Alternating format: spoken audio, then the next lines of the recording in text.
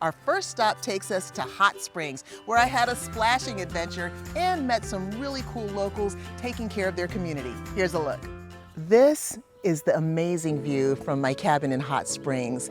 This town, like a lot in western North Carolina, suffered greatly from Hurricane Helene, but Hot Springs is slowly rebuilding back, and we had a wonderful time with my family. I just wanted to share a little bit of it with you. Hot Springs Log Cabins is a set of 5 individual cabins on an 11-acre property, about 12 minutes outside of Hot Springs. It's just a beautiful little spot with individual cabins that are all private from each other. They have 1 bedroom, fully covered front porch with a hot tub. They're perfect for couples, and also 4 out of 5 of them are pet friendly. The cabins are fully stocked in the kitchen, so we provide pots and pans. Our area is just a great place to be in all 4 seasons of the year. In Hot Springs, we love the Smoky Mountain Diner. It's a great place to have breakfast, lunch, or dinner. Bluff Mountain Outfitters is a must visit. They're geared towards the hikers that are coming through, but also little gifts and supplies. The Hot Springs Resort and Spa has natural hot springs filled hot tubs. We also love Artisan coffee shop and gallery with local art. Hot Springs Rafting Company is a good one if you want to get outside and get on the river or get some good instructions about where to go and what to do. So if you guys are ready, step on over. I'm gonna get you guys jackets and helmets.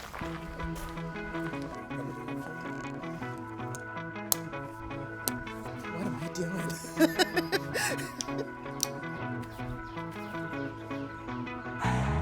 We offer a 5-mile trip, which consists of Class 2s, Class 3s. Our 9-mile is also the same you'll do on a 5-mile, except you get 4 more miles back to Hot Springs, which gives you 2 more Class 4s.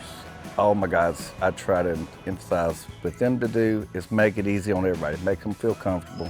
Okay, come on down here close where you can see and hear me. You're gonna go over a brief safety talk before we get ready to go. You're gonna have your right foot underneath this cross tube at all times today. Opposite foot, fly along the floor, pressed along this tube. Now, if you do fall out of the boat, there is one thing you do not want to do. This river or any other whitewater river for that matter.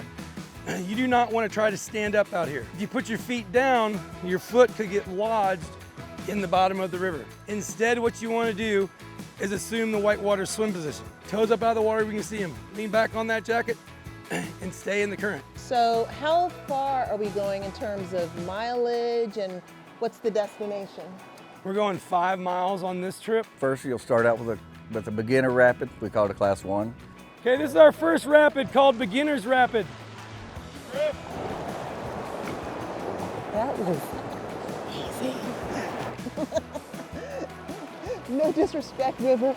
I felt good. And then you're going to get a little bit more exciting. You'll hit a Class 2, then you're going to get some Class 3s. Okay, we got our first couple Class 3s coming up.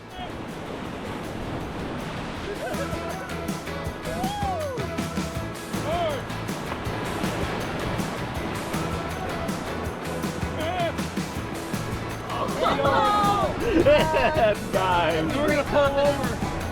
Next side of this island, stop for watershed. Okay. A lot of people from here that want to do something else after the trip, then we'll send them to the AT here, which is right here in town. You can go across the Lover's Leap Loop. Big Pillow is a new brewery here in Hot Springs. I mean, they do keep you entertained. They got great music, and it's been a pleasure having them here. Big Pillow comes from Big Pillow Rapid, which is one of the bigger rapids on Section 9 of the French Broad River. The reason we opened a brewery in Hot Springs was strictly because of Hot Springs. I've been involved with the town since the 1990s. We always thought it would be a great place for a craft brewery.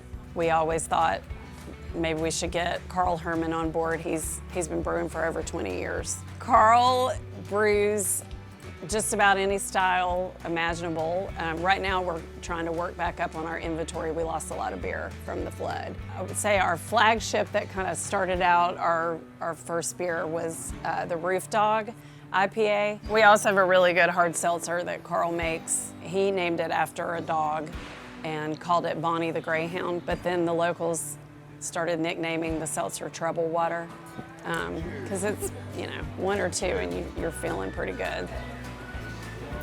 I like that. That is refreshing. I like that. We wanted to create a space that kind of had a little bit of everything. We just have this awesome space, a lot of live music. My biggest thing was we have to be open to dogs. Dogs have to be welcome here. I love dogs more than anything, so we have a huge outdoor place for dogs, but the good news is they can be in the tap room too because the food is separate, and we have the Grey Eagle Taqueria from Asheville doing their delicious food here. We also welcome people to bring in food from other places. If they want to go grab a pizza at Vinyl Pies and bring it over here, they can. Right now, I'm about to meet a couple of the owners of Vinyl Pies. I want to hear more about their Vinyl Pies story.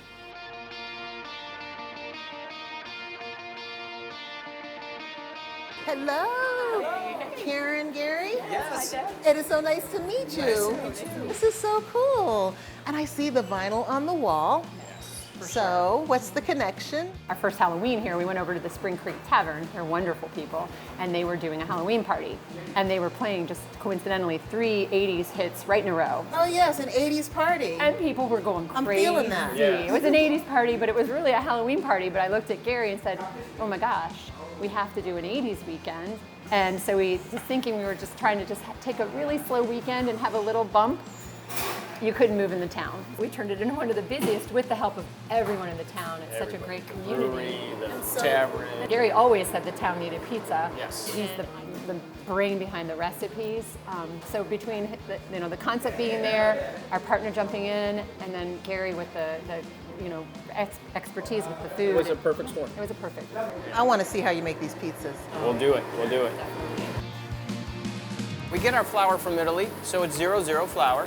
So you get your knuckles in there. So now, once you're in, so now you can just, and don't be afraid of it. That's why we practice. That's a practice dough. You got it. Practice with Toss it up. Yeah, just go circle. You get it. Not bad. So it can look any way you want, right? So the sauce, simple ingredients, all fresh. The pizza, when you want to taste a good pizza, you're just going to get the dough, the sauce, and the cheese. That's the essence. That's it. So this goes in. The oven is set to 660, 690, depending on the humidity and what the temperature is of the day. There's our pizza. A lot of people see the char there, but that's what we like. And around our pizza, we put olive oil on the crust when it comes out, Oh, and yes. Parm cheese around. Now we got to test out that dough, that sauce, and that cheese. There you go. There you go. All right, Just here the goes. cheese. Karen, you Oh yeah. The sauce is amazing. The chew is good. A nice amount of cheese. And it's just a cheese pizza. Just This a is cheese delicious. pizza. Yeah, thank you. Bon appetit. And they have the whole 80s thing going here. What do you think? We have good pizza. Despite all of the devastation, the real devastation of this hurricane, what do you want people who see this story to know about Hot Springs? Well, I want them to know that the river's good and it's safe to come back to. Something different to see. You know, we've got a lot of regulars that come back every year, which has been a great help. Everything about Hot Springs is special. It's such a blend of old and new, and the community of people there who all care a lot about each other. There's a vibe here that you just feel it. I feel honored to be able to be here and have a business here. What I love about Hot Springs is the uniqueness of it. We have Section 9 of the French Broad River. There's hiking everywhere you want to go. We're ready for people to come and visit us again.